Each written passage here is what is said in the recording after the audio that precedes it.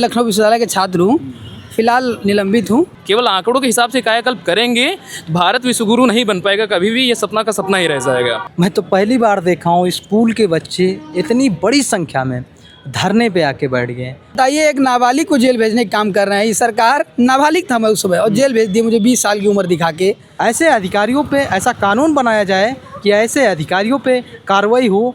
बेरोजगारी हो, शिक्षा में, और जहाँ भी आप देखेंगे ये सरकार चाहती ही नहीं कि कोई नौजवान पढ़े। आप जाइए सरकारी विश्वविद्यालयों को देखिए, सरकारी विद्यालयों को देखिए, जैन अल्फा जहाँ पढ़ाई कर रहे हैं, कायाकल्प किया है। वहाँ के वॉशरूम देखिए, एक पब्लिक वॉशरूम से बदतर हैं।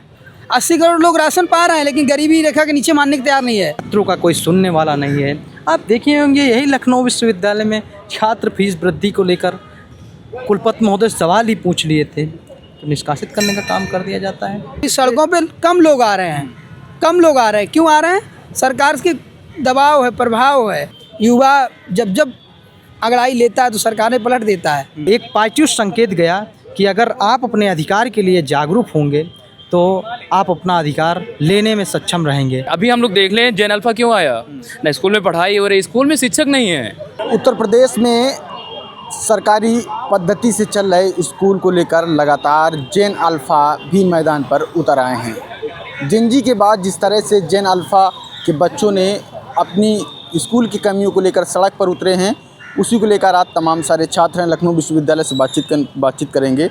जिस तरह से जिंजी पहले सड़क पर उतरे, अब जैन अल्फा भी अपनी मांगों को लेकर सड़क पर उतरे हैं। क्या वजह मान रहे हैं? बिल्कुल, आप देख लीजिए। मेरा नाम शिवाजी यादव, मैं लखनऊ विश्वविद्यालय के छात्र हूँ, फिलहाल निलंबित हूँ। और जिस प्रकार से अभी हम लोग यहाँ निलंबन निष्कासन के विरोध में बैठे थे और अपनी मांगों को मनवाए, इसी प्रकार देख लीजिए प्रदेश में हर तरफ व्याप्त है। बेरोजगारी हो, शिक्षा में, और जहाँ भी आप देखेंगे इस सरकार चाहती ही नहीं कि कोई नौजवान पढ़े। सरकार चाहती है कि सब राशन ले लें। 80 करोड़ लोगों को राशन दे रही, फिर भी ये नहीं मानने को तैयार कि गरीब हैं। 80 करोड़ लोग राशन पा रहे हैं, लेकिन गरीबी रेखा के नीचे मानने को तैयार नहीं है। वो 5 ट्रिलियन डॉलर इकोनॉमी बनाने को तैयार हैं, 80 करोड़ को राशन देने से मना नहीं कर पा रहे हैं। 2 करोड़ रोजगार की बात किए थे, आप बताइए कितना रोजगार मिला? रोजगार की कोई बात नहीं हो रही है। गौमूत्र तो 10 रुपये लीटर बिकने लगा है। अरे यूपी SSSC का रिजल्ट नहीं आ पाया अभी तक। सरकार 5 साल हो गया, यूपी SSSC का रिजल्ट नहीं दे पा रही है, आपको ज्ञात होगा, और दोबारा एग्ज़ाम करा रही है। ये कहाँ तक हम लोग अन्याय झेलेंगे? जब सरकार के खिलाफ अन्याय, गुस्सा, द्वेष और युवाओं में बढ़ता चला जाएगा तो फिर ये उद्गार लेगा तो सड़कों पे आ जाएंगे। अभी सड़कों पे कम लोग आ रहे हैं, कम लोग आ रहे हैं। क्यों आ रहे हैं? सरकार के दबाव है, प्रभाव है। लेकिन उसके बाद जब सरकार का दबाव, प्रभाव, जब जुल्म और ज़्यादती ज़्यादा बढ़ जाएगी तो इस सब पीछे हट जाएगा। और युवा जब सड़कों पर उतरता है तो संसद से लेकर विधानसभा तक खाली हो जाती है। जिंजी के बच्चों ने जैन अल्फा को सिखा दिया कि किस तरह से अपनी मांगों को लेकर सड़क पर उतरेंगे। लखनऊ में भी बीते दिन तमाम सारे हज़ारों की संख्या में छात्र मैदान पर उतरे। उन्होंने कहा कि फिजिक्स के टीचर नहीं है, केमिस्ट्री के टीचर नहीं है। तो क्या सरकार को इसी तरह करना पड़ेगा कि बच्चे पहले सड़क पर उतरे फिर? मैं कन्नौज से आता हूँ। अभी 2 दिन पहले की हमारे कन्नौज की घटना है कि जो जवाहर नवोदय कॉलेज है, वहाँ के बच्चे अपने आप को स्वयं बंद कर लिए। जैन अल्फा जिनकी आप बात करें, वो अपने आप को बंद कर लिए। वहाँ क्या व्यवस्थाएं थी? स्वास्थ्य सेवाएं से लेकर सब व्यवस्थाएं बदहाल, खाना बदहाल, पूरी पढ़ाई लिखाई के कोई टीचर नहीं वहाँ पे। और वहीं से आने वाले असीम मनोहर जी, जो हमारे राज्य मंत्री हैं समाज कल्याण, वो वहीं से आते हैं, समाज कल्याण मंत्री हैं, अपने ज़िले को ठीक नहीं कर पा रहे हैं। बताइए, तो ऐसे अधिकारियों, ऐसे भ्रष्ट मंत्रियों, ऐसे विधायकों के खिलाफ जैन अल्फा, जेनजी सबका गुस्सा फूटेगा। और जब गुस्सा ज़्यादा हो जाएगा तो सरकारें उखड़ जाएंगी। आप भी एक तरह से जैन अल्फा से ही होकर जेनजी बने हुए हैं, तो क्या समस्याएं लगातार बढ़ती हुई नज़र आ रही हैं या फिर पहले की अपेक्षा देखी जाए तो कम नज़र आ रही हैं? बिल्कुल, अब तो मैं कह रहा हूँ कि ज़्यादा लोग, वही तो मैं आपको बताना चाहता हूँ कि अब ज़्यादा लोग निकल चुके हैं, अभी लोग कार्रवाई नहीं कर पा रहे हैं। मैं पहले जब जैन अल्फा था तो मैं यहाँ प्रदर्शन किया, मुझे जेल भेजने का काम किए। बताइए, एक नाबालिग को जेल भेजने का काम कर रहे हैं। ये सरकार, नाबालिग था मैं उस समय और जेल भेज दी मुझे 20 साल की उम्र दिखा के। अब भेज के दिखाएं, उससे ज़्यादा करता हूँ। क्यों नहीं भेज पा रहे हैं? क्योंकि अब गुस्सा, उद्गार ज़्यादा लोगों में आ गया है। पहले कम लोग थे, अब ज़्यादा लोग आ गए। जितने ज़्यादा लोग पीड़ित होते चले जाएंगे, उतनी ज़्यादा सरकार के विरोध में गुस्सा होगा, और गुस्सा होगा तो सरकारों के चूल उखड़ जाएंगे। युवा जब अंगड़ाई लेता है तो सरकारें पलट देता है। अभी माननीय मोदी जी से हमारा अपील है, माननीय योगी जी से हमारा अपील है, देश में जहाँ जहाँ भाजपा सरकारें हैं और भी सरकारें हैं जो पेपर लीकों को नहीं रोक पा रहे हैं, जो अच्छी सुविधाएं नहीं दे पा रहे हैं, उनसे अपील करता हूं मैं कि देश का युवा आपसे अपील करता है कि अपनी व्यवस्थाओं को सुधार लीजिए। वरना ये सड़क पे भी उतर के दिल्ली में उतरा, भी यहाँ हर जगह देखो छोटे छोटे आंदोलन हो रहे हैं, और ये अगर बड़ा रूप ले लेगा फिर आपकी गद्दी और कुर्सी कुछ नहीं बचेगा। जिस पे आपको घमंड है कुछ नहीं बचेगा। ताज है, अगर नहीं संभाला जाता छोड़ दीजिए, नहीं तो जनाजे के रूप में निकल जाएगा आपका। ठीक है। तो ये समाजवादी पार्टी के तमाम सारे छात्र हैं और भी कुछ लोग हमसे बातचीत करने की कोशिश करेंगे। भाई क्या दिक्कत है जो अब जेन जी के बाद जेन अल्फा भी मैदान में उतर आया है? अभी तक हमने देखा कि जेन जी मैदान में आया। जेन जी के मैदान में आने का मुख्य उद्देश्य क्या था? शिक्षा व्यवस्था इतनी ख़राब हो चुकी थी, इतनी बदतर हो चुकी थी, ना पेपर हो रहे थे, ना रिजल्ट आ रहा था। क्या करता जेन जी? मजबूरन आना पड़ा। वही बात है, अभी हम लोग देख लें जेन अल्फा क्यों आया। ना स्कूल में पढ़ाई हो रही, स्कूल में शिक्षक नहीं है। आप बताइए, 8 से 10 सब्जेक्ट होते हैं और 2 शिक्षक होना कहाँ से है? एक स्कूल में केवल 19 शिक्षक थे और वहाँ पे केवल 8 की ज्वाइनिंग है। कैसे पढ़ाई होगी? जेन अल्फा आना पड़ेगा ना। अभी हमने देखा है कि जवाहर नवोदय विद्यालय के जो खाना है वो मिड डे मील जैसा मिलने लगा है। क्यों? मिड डे मील की तो बात ही छोड़ दी, वो तो बहुत ही ख़राब हो चुका है।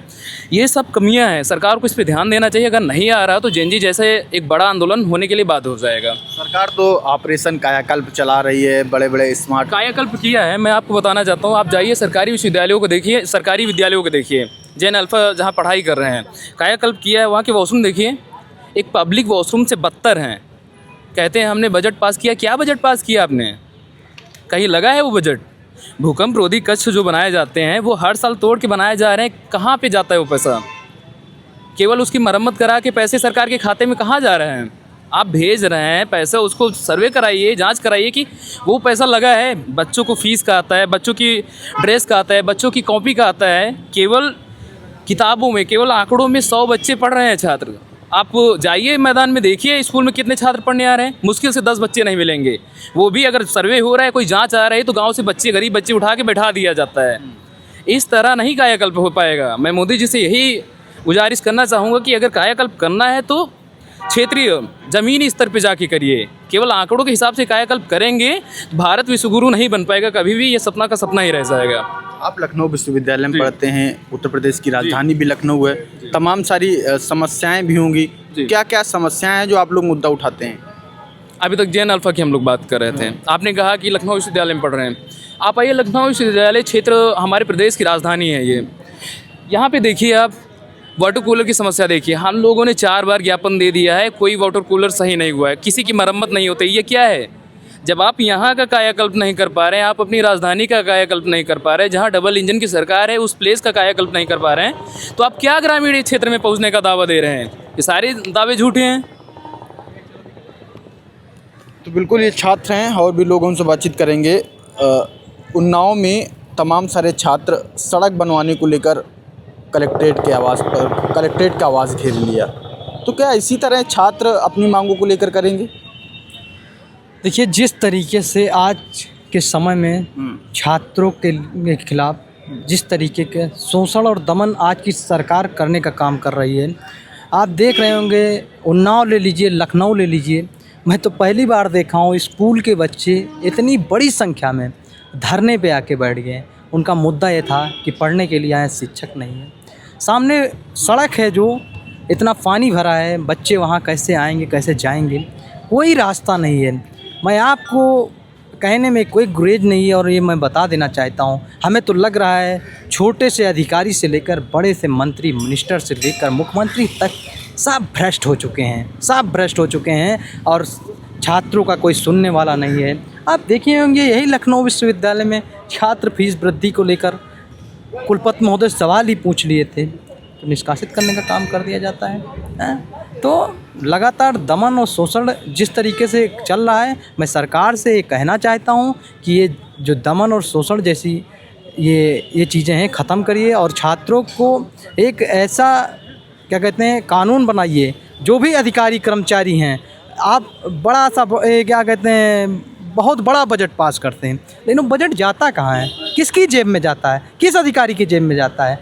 तो ऐसे अधिकारियों पे ऐसा कानून बनाया जाए कि ऐसे अधिकारियों पे कार्रवाई हो।